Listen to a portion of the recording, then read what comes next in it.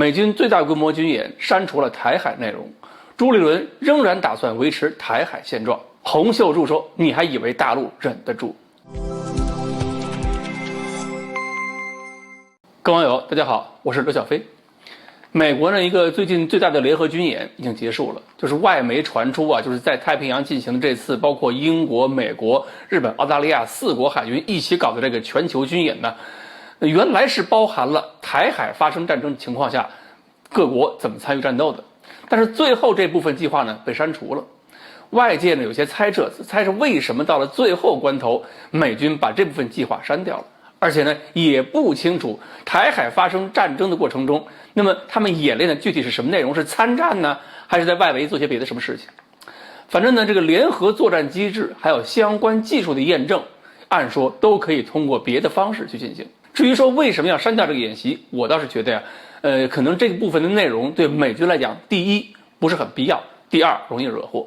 之所以说不必要，是因为这种联合作战机制还有相关技术的验证完全可以通过其他方式去进行，比如说桌面的、计算机的这种演习，实际上比这种强调政治意义的这种实际演习更有用。而且呢，通过以前一系列的模拟对抗，美国对这一系列战法能够在什么环境下发挥什么作用，其实已经烂熟于胸。这时候拿出来再演一遍，除了挑衅，美国也很清楚没别的作用。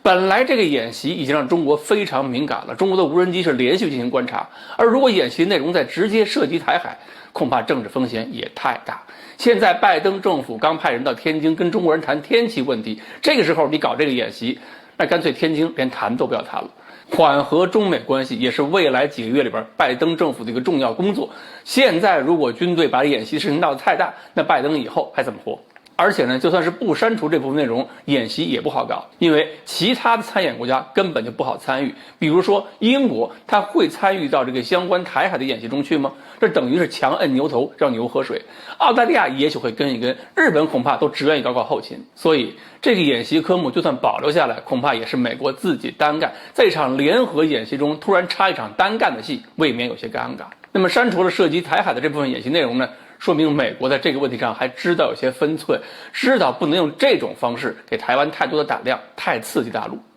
另外呢，我们相信这种信息在台湾应该也能看得到。台湾最近政坛上各路人马的态度变化，很大程度上也是被最近美军的表现所影响。所以呢，美军的演习计划按照外媒的说法原计划里有台湾问题，台湾台独势力就必然会有点兴奋。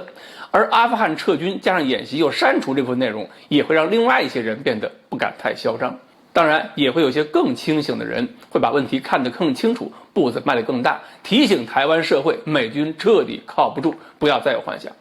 典型就是最近的国民党朱立伦应该算是带有幻想，但是又不敢太嚣张的。他在竞选活动中强调自己是正蓝，不是小绿和小白。如果他上台执政带着国民党的话，就会回到两蒋路线，要求是维持现状为主，尊重9·2共识，保持两岸和平，恢复交流沟通，两岸要求同存异。虽然他的话里边已经没有明显的台独意味，但是仍然被洪秀柱抓住一顿痛扁。因为洪秀柱的理由是美国靠不住，大陆忍不住。台海呢兵凶战危，只有台湾岛上这些政客假装看不见，就算明天突然打起来，他们谁也说不准。而台湾这点小聪明全都用于吵架耍嘴皮子，你现在说是维持现状，难道大陆看不出来你搞的是暗毒吗？我觉得洪秀柱这次真的是用3个字点明了当前的主要情况，那就是他说的大陆已经忍不住。这个忍不住是因为大家等统一等了实在太久，不能等完一代人之后又让下一代接着等。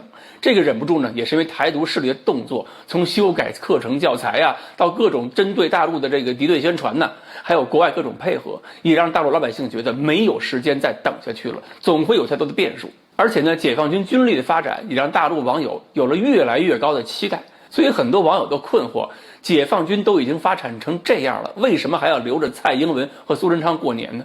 当然了，过于着急的网友可能不明白，我们的军事力量发展必须要做到在西太平洋把美国的干涉行动彻底压制住，那么对台作战才有低风险。但是这种压制能力的发展速度也确实不需要我们再等很多年了。